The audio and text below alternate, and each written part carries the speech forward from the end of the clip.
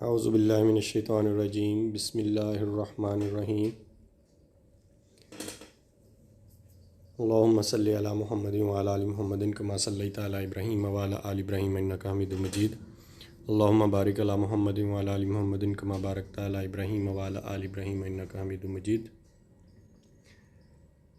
Pharmacy technician second year کے students کو السلام علیکم۔ آج ہم کافی عرصے کے بعد دوبارہ اپنے جو آن لائن لیکچرز ہیں ان کا سلسلہ شروع کر رہے ہیں، اور فارماسیوٹکس 2 انڈسٹریل اینڈ کوالٹی کنٹرول میں ہم نے ابھی تک پریویس جو لیکچرز ہمارے ہوئے ہیں، ہم نے formulation and manufacturing of liquid dosage form جو ہے وہ ہم کمپلیٹ کر چکے ہیں، اور آج سے ہم جو ہمارا نیکسٹ ٹاپک ہے according to our book industrial pharmacy کی ہماری جو بک ہے اس کے مطابق ہم formulation and manufacturing of پیرنٹرل dosage form جو ہے اس کو ہم ڈسکس کریں گے۔ تو آئیے ہم اس کو سٹارٹ کرتے ہیں۔ سب سے پہلے ہم یہ دیکھ لیتے ہیں کہ ہماری بک میں جو فارمولیشن کی ڈیفینیشن لکھی ہوئی ہے اس کے مطابق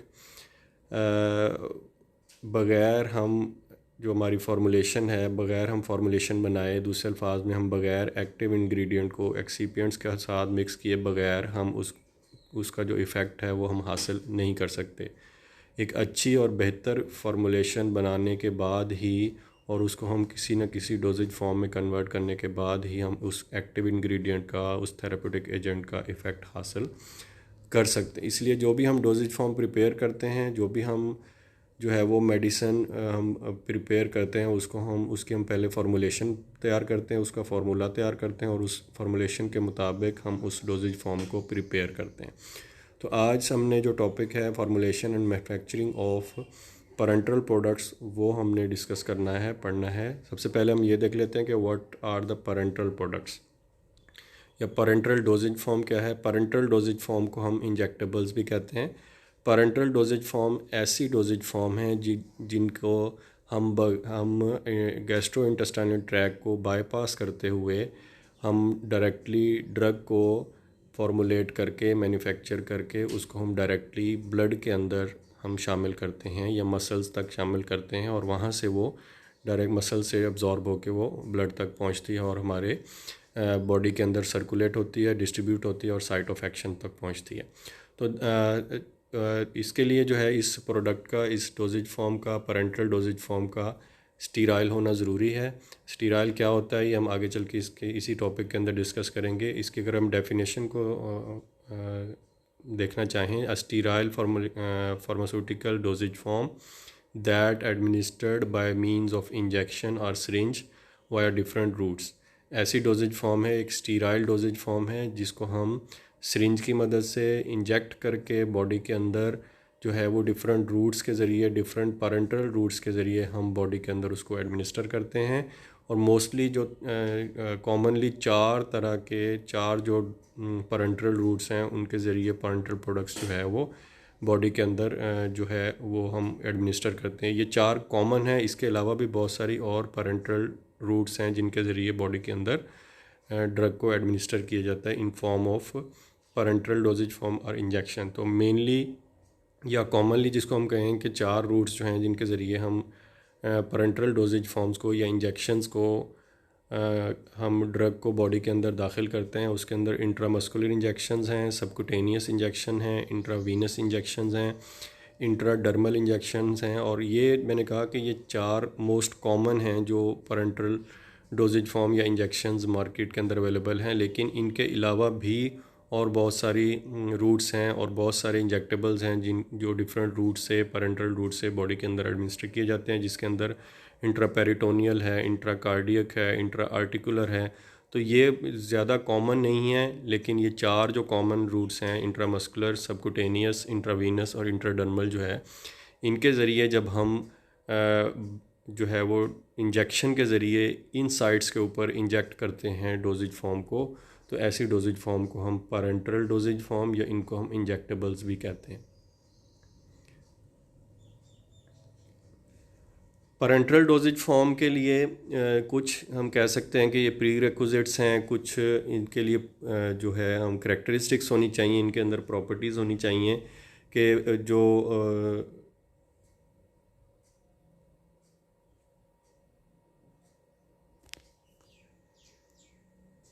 پیرنٹل ڈوزیج فارم جو ہیں وہ بہت ہی امپورٹنٹ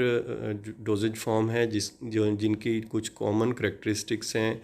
جو ضرور جو ہے ان کے اندر یہ پراپرٹیز ہونی چاہیے ہر صورت میں.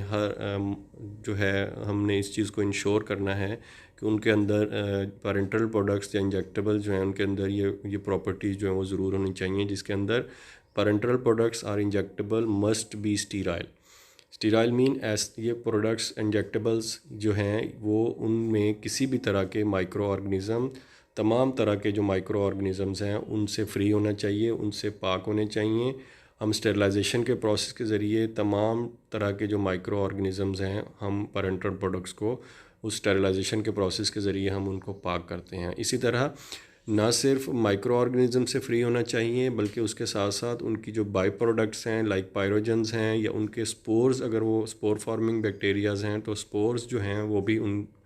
اس ہماری پروڈکٹ کے اندر, جو اسٹیرائل پروڈکٹ ہے ہماری جو پیرنٹل یا انجیکٹیبل ہے اس کے اندر نہیں ہونا چاہیے.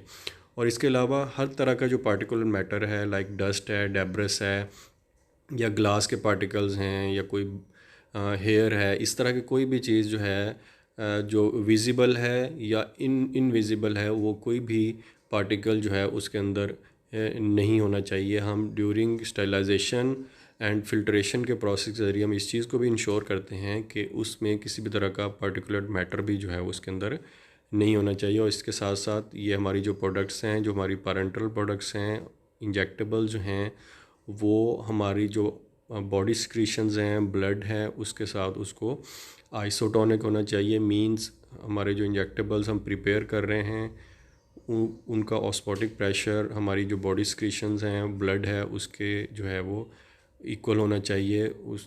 جو ہے وہ کسی بھی طرح کا آسموٹک پریشر کا ڈفرینس نہیں ہونا چاہیے تاکہ ہماری باڈی کے اوپر کوئی ایڈورس افیکٹ نہ ہو, ہمارے بلڈ سیلز اور باڈی ٹیشوز کے اوپر کسی بھی طرح کا ایڈورس ریئیکشن نہ ہو, اور ہماری پروڈکٹ جو ہے وہ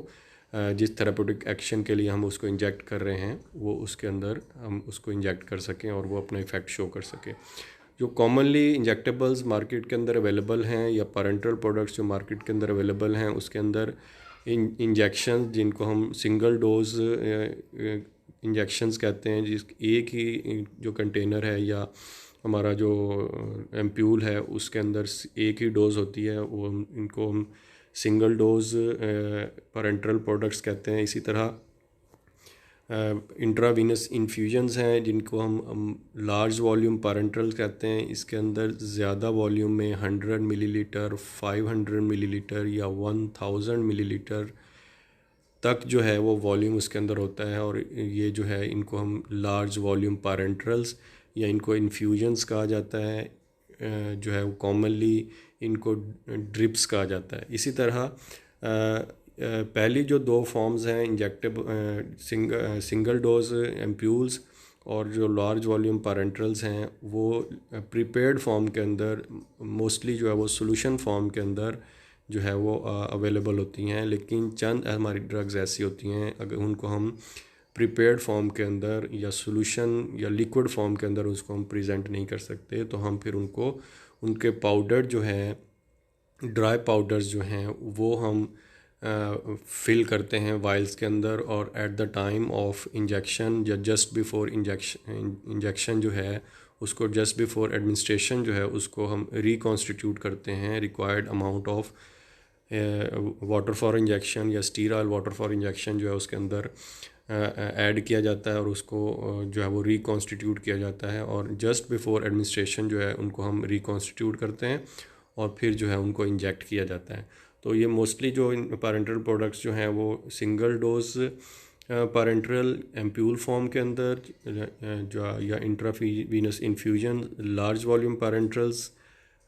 کی شکل میں, یا پاؤڈر فار انجیکشن جو ہیں جن کو جسٹ بیفور یوز ریکانسٹیٹیوٹ کیا جاتا ہے, یہ موسٹلی جو ہے وہ مارکیٹ کے اندر اویلیبل ہے.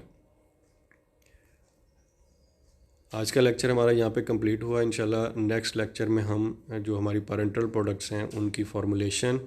اور پھر ان کے مینوفیکچرنگ کے جو میتھڈ ہیں یا اسپیشلی جو اسٹیرلائزیشن کے جو میتھڈ ہیں وہ ہم انشاءاللہ ڈسکس کریں گے. السلام علیکم.